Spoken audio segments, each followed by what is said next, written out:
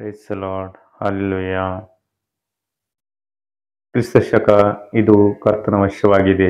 ಇದು ನಮ್ಮ ಕಥೆಯ ಸುಲಭ ಹಾಗೂ ಸಂತೋಷದ ಭಾಗವಾಗಿದೆ, ಏಕೆಂದರೆ ನಮ್ಮ ಜೀವಿತದಲ್ಲಿ ಕ್ರಿಸ್ತನು ಮಾಡಿದ ಸಕಾರಾತ್ಮಕ ಬದಲಾವಣೆಗಳನ್ನು ಕುರಿತು ಮಾತಾಡುತ್ತಿದ್ದೇನೆ.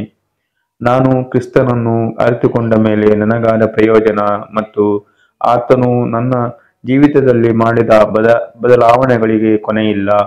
ನನಗಾದ ಪ್ರಯೋಜನಗಳ ಜೊತೆಯಲ್ಲಿ ಹೊಸ ಆನಂದ, ಹೊಸ ಉದ್ದೇಶ, ಪರಿಪೂರ್ಣತೆ, ನಿರಾಶೆಯ ನೀಗುವಿಕೆ, ಹೊಸ ಸ್ನೇಹಿತರು ಮತ್ತು ನಿತ್ಯ ಜೀವಿತದ ಭರವಸೆಯನ್ನು ಹೊಂದಿಕೊಂಡೆ. ಒಬ್ಬ ತಂದೆ ತನ್ನ ಕಳೆದುಹೋದ ಮಗನನ್ನು ಕಂಡುಕೊಂಡಾಗ ತಂದೆಗೆ ಆಗುವ ಸಂತೋಷದ ಚಿತ್ರಣ ಇದಾಗಿದೆ. ನನ್ನ ಮಗನು ಕಳೆದು ಹೋಗಿದ್ದನು, ಈಗ ಬಂದಿದ್ದಾನೆ. ಆತನು ಸತ್ತು ಹೋಗಿದ್ದನು, ಈಗ ಬದುಕಿದ್ದಾನೆ. ಲೂಕ 15ರ ವಾಕ್ಯ.